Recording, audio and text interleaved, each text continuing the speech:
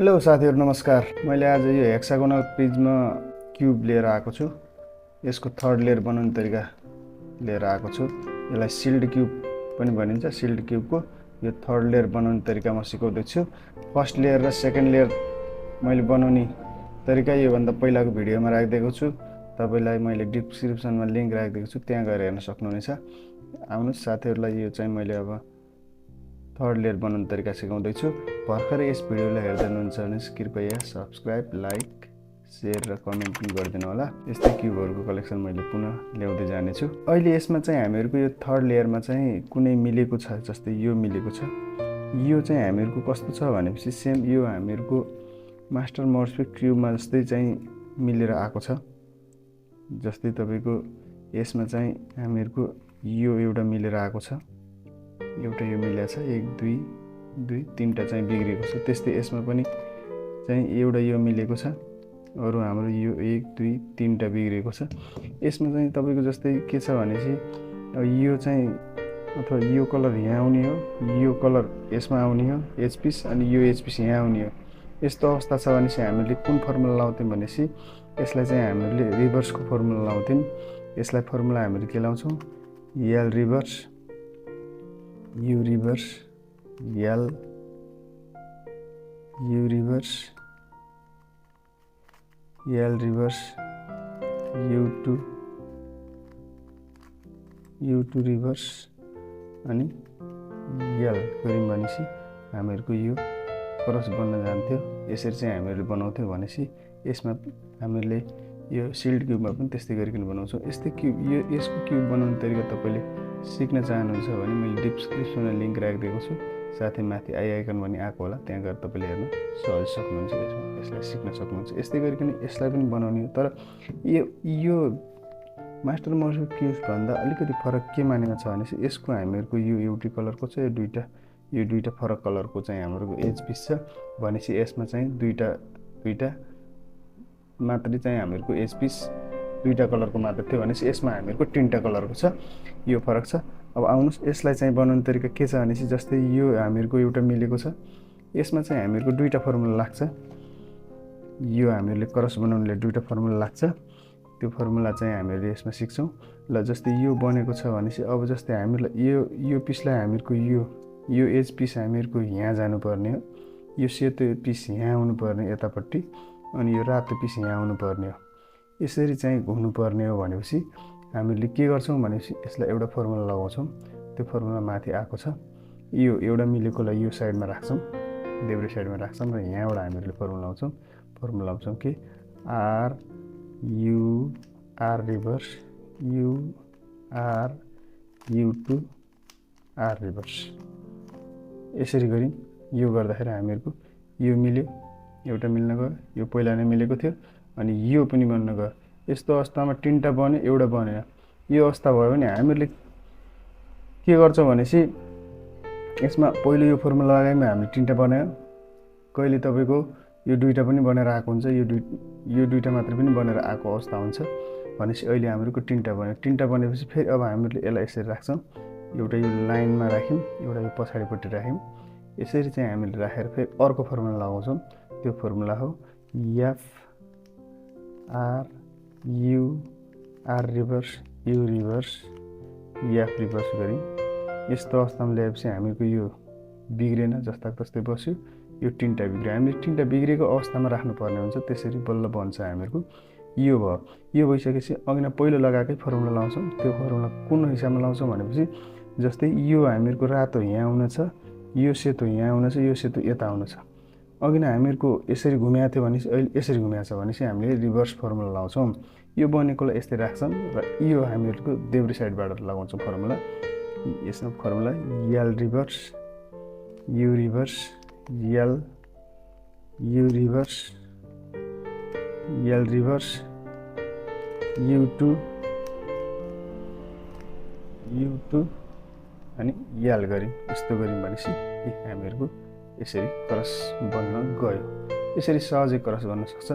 र कहिले कस्तो हुन्छ भनेपछि म त्यो पनि देखाउँछु तपाईलाई। ल हामीहरुको कहिले कस्तो हुन्छ भनेपछि यो चाहिँ चारवटै एक आपसमा नमिलेको अवस्था आएको पनि हुन सक्छ। यस्तो अवस्था आयो कुनै पनि मिलेको छैन, यो हामीहरूको सेन्टर पिससँग यो 4वटै एज पिस मिलाएको छैन। यस्तो अवस्था आयो भने चाहिँ हामीले कस्तो अवस्थामा राख्छौँ भनेपछि जस्तै यो लाइनमा राख्यौँ, जस्तै सपोज यो यसरी कसरी राख्यौँ भनेपछि यो रातोलाई हामीले यो रातोमा ल्याउनु छ हामीहरूले हो, यसको लागि ल्याउनु छ, यसलाई चाहिँ हामीले यो भागमा ल्याउनु छ र एउटा बनायौँ भनेपछि अरू हामीले बनाउँछौँ। कहिले कहिले यो एउटा बनाउँदाखेरि अन्य पनि मिल्न सक्छ, किनकि यो हामीहरूको यहाँ आउँदाखेरि यो सेतो यहाँ आउँछ, यो पनि मिल्न सक्छ, यो सेतो यता आउँछ, यता नि मिल्न सक्छ। ल हेर्नुहोस्, अब यसलाई चाहिँ हामीले यहाँ ल्याउनुको लागि फर्मुला लाउँछौँ। पहिलो लगाएको formula R U R reverse U R U two R reverse. ल हेर्नुहोस्, यस्तो गर्दाखेरि हामीहरूको यो बन्यो, यो 3टा चाहिँ बिग्रियो, यसरी यो चाहिँ बन्न गयो। यसरी बनिसके पछाडि अब हामीहरूले के गर्छौँ, अब यो हामीहरूको भान्टा कलरको चाहिँ एज पिस हामीहरूको यहाँ आउनु छ, यो सेतो एज पिस यहाँ आउनु छ, यो सेतो पिस यता आउनु छ एज पिस। त्यो आउनाले हामीले यो हिसाबमा घुम्ने रोटेसन हुने फर्मुला हामीले कुन लाउँछौँ भनेपछि R U R reverse U R U two R reverse यसरी राख्यौँ, सहजै हामीहरूको यो बन्न गयो। दोस्रो भयो।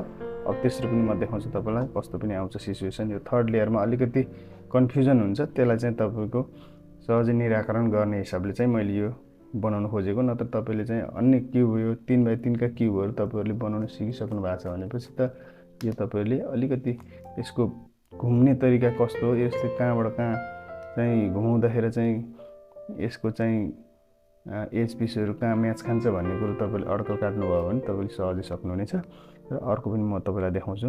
जस्तो सिचुएसन कहिले कस्तो आउँछ भनेपछि यो लाइन बनेर पनि आउँछ, यस्तरी लाइन बने हुन्छ, यो बनेछ, यो पनि बनेछ। यस्तो अवस्था आयो भने चाहिँ हामीले के गर्छौँ, फेरि यसरी राख्छौँ, एउटा चाहिँ पछाडिपट्टि राख्छौँ बिग्रेको, एउटा अगाडि राख्छौँ र यसरी गराउँछौँ। F R U R reverse U reverse F reverse गरायौँ,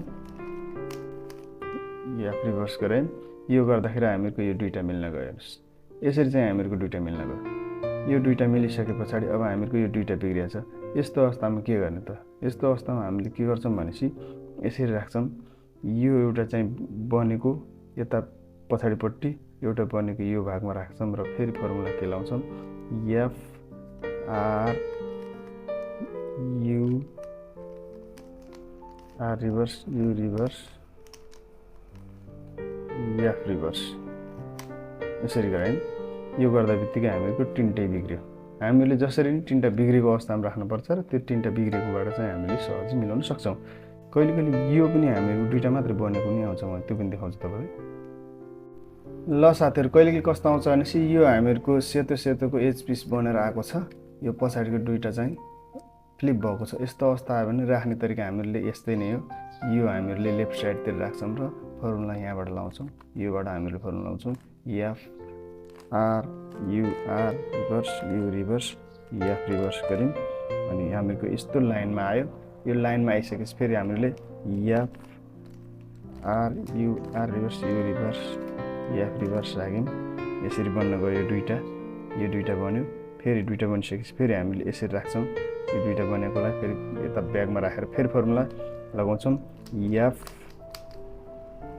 F R U R reverse U reverse F reverse लगायौँ। अनि यो मिल्यो। हामीले यसलाई यहाँ ल्याउनु छ, यो भान्टा कलर यता ल्याउनु छ, सेतोलाई यहाँ लैजान्छ, यो सेतोलाई यता ल्याउनु छ एसपिस भनेपछि हामीले फर्मुला लगाउँछौँ R U R reverse U R U two R reverse गऱ्यौँ। यसरी हामीहरूको क्रस सहजै बन्न गयो। यति मात्रै छ हामीहरूको आउने फर्मुला यो क्रस बनाउनेमा, अन्य हामीहरूको सहजै छ। अब हामीहरूले कर्नर पिस मिलाउँ। कर्नर पिस मिलाउने क्रममा हामीहरूको जस्तै यो हामीहरूको यो दुईवटा कलर भान्टा कलर र रातो कलर यहाँ म्याच खान्न, यो पनि हामीहरूको यो खाँदै खान्न यो यहाँ आउने हो। अनि त्यसपछि यो पनि हामीहरूको यहाँ म्याच खान्न, एक आपसमा कोही पनि मिलेको छैन। यस्तो अवस्था भयो भने चाहिँ हामीले के गर्छौँ भनेपछि एउटा मिलाउने प्रयास गर्छौँ। जस्तै हामीले के गर्छौँ भनेपछि यसलाई चाहिँ हामीले आफ्नो ठाउँमा यसमा मिलाउने प्रयास गरौँ, किनकि यो सहजै हामीले सेतो यहाँ सहजै देख्न सक्छौँ, बुझ्न सक्छौँ। त्यो भावनाले हामीले के गरौँ भनेपछि हामीहरूले एउटा पिसलाई चाहिँ नचलाउँ, जस्तै यो पिसलाई नचलाउँ। अब यो पिसलाई हामीले यहाँ राखौँ, यो पिसलाई यता ल्याउँ, यो पिसलाई यहाँ लैजाउँ। यस्तो अवस्था भयो भने हामीले के गर्छौँ, यहाँबाट फर्मुला लगाउँछौँ। हामीहरूले के गर्छौँ L reverse, U, R, U reverse, L, U, R reverse गऱ्यौँ। ल हेर्नुहोस्, यसरी चाहिँ हामीले एउटा पिसलाई यहाँ मिलाउन सक्यौँ।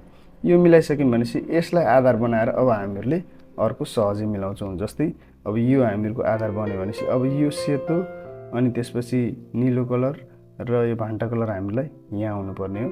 यो भान्टा कलर, रातो कलर अनि यो खैरो कलर चाहिँ यहाँ जानुपर्ने हो। अनि रातो, पहेँलो र सेतो कलरको यहाँ आउनुपर्ने हो। भनेपछि यसरी घुम्नु पर्ने छ यिनीहरूलाई। यो यहाँ आउनेछ, यो यहाँ जान्छ, यो यहाँ आउँछ। यस्तो अवस्था भयो भने फर्मुला फेरि हामीले के लाउँछौँ, अघि नै फर्मुला लाउँछौँ हामीले। जस्तै यसलाई यहाँ लैजानु पर्यो भनेपछि यो यहाँ आउने, यो यहाँ आउँछ अटोमेटिक। त्यसको लागि फर्मुला हामीले के लाउँछौँ, L reverse, U, R, U reverse, L, U, R reverse, U reverse. ल हेर्नुहोस्, यसरी चाहिँ हामीले सहजै एक आपसमा मिलायौँ। कहिले कहिले हामीहरूको फेरि यो पिस चाहिँ हामीहरूले यता आउनुपर्ने, यो पिस यता आउनुपर्ने, यो पिस यता आउनुपर्ने अवस्था पनि हुन्छ। म त्यो पनि देखाउँछु तपाईँलाई। कहिले के हुन्छ भनेपछि यो कर्नर पिस मिल्यो अनि यो कर्नर पिस हामीहरूको कहाँ जानुपर्ने, यता आउनुपर्ने हो। यो कर्नर पिस हामीहरूको यहाँ आउनुपर्ने अनि रातो र पहेँलो सेतो भएको चाहिँ यहाँ आउनुपर्ने हो। यस्तो अवस्था भयो भने हामीले यसैलाई आधार बनाएर फर्मुला लाउँछौँ, यसरी राख्छौँ। र हामीले यसमा चाहिँ हामीहरूको के छ भनेपछि यो हामीहरूको कलर यता आउने, यो कलर यहाँ आउने, यो यहाँ जानुपर्ने कलर हो। यस्तो कलर भयो भनेपछि हामीले के गर्छौँ, यतिबाट फर्मुला हामीले R, U reverse, L reverse, U, R reverse, U reverse, L, U गऱ्यौँ भनेपछि हामीहरूको यो आफै मिलेर पनि आएको छ। यो हामीहरूको यहीँ आउनुपर्ने हो अनि यो जस्ताको तस्तो छ। यो कलर पनि रातो, पहेँलो र सेतो पनि यहीँ आउनुपर्ने हो। यही दुईवटा फ्लिप भएको छ। यस्तो अवस्था भयो। अन्तिम यो हो। यसपछि अरू केही पनि आउँदैन। यसमा चाहिँ अन्य बिग्रिने अवस्था केही पनि हुँदैन। यिनै हुन् बिग्रिने अवस्था। र अब यसलाई चाहिँ हामीहरूले आर रिभर्स, डी रिभर्स, आरडीको फर्मुला लगाएर सहजै सक्छौँ। ल हेरौँ, R reverse, D reverse, RD, R reverse, D reverse, RD. यो राख्यौँ। यस्तै राखेर फेरि यसलाई हामीहरूले यहाँ ल्याउँछौँ, यसलाई बनाउँछौँ R reverse, D reverse, RD, R reverse, D reverse, RD. यस्तो गऱ्यौँ। हामीहरूको यो लास्ट लेयर बन्न गयो। यसरी बन्न गयो। तर हामीहरूको यहाँ तल बिग्रेको छ। यो हामीहरूको बिग्रिने, यो मास्टर क्युमा पनि हामीहरूको यो कर्नर पिसले गर्दाखेरि बिग्रिन्थ्यो। त्यस्तै यसमा पनि हामीहरूको यही कर्नर पिसले गर्दाखेरि यो चाहिँ हामीले बनाउन सक्छौँ। यसले गर्दाखेरि चाहिँ हामीहरूको बिग्रेको त्यो भावनाले हामीले यसलाई चाहिँ हामीले यहाँ तल्लो लेयर जबसम्म बन्दैन तबसम्म हामीले R reverse, D reverse, RD गर्छौँ। R reverse, D reverse, RD, R reverse, D reverse, RD. ल हेर्नुहोस्, तल्लो लेयर मिल्यो। त्यसपछि हामीले माथि पनि सहज यसरी मिलाउन सक्यौँ र यो हाम्रो सिल्ड क्युब तयार भएर आयो। यसरी बन्न जान्छ। आशा छ साथीहरूले यो क्युब छ भनेपछि तपाईँले यो भिडियो हेरेर तपाईँले अवश्य पनि बनाउन सिक्नुभएको होला। यस्तै भिडियोको कलेक्सनहरू हेर्न चाहनुहुन्छ भने तपाईँले चाहिँ यस च्यानललाई सब्सक्राइब, लाइक, सेयर र कमेन्ट पनि गरिदिनुहोस्। By by.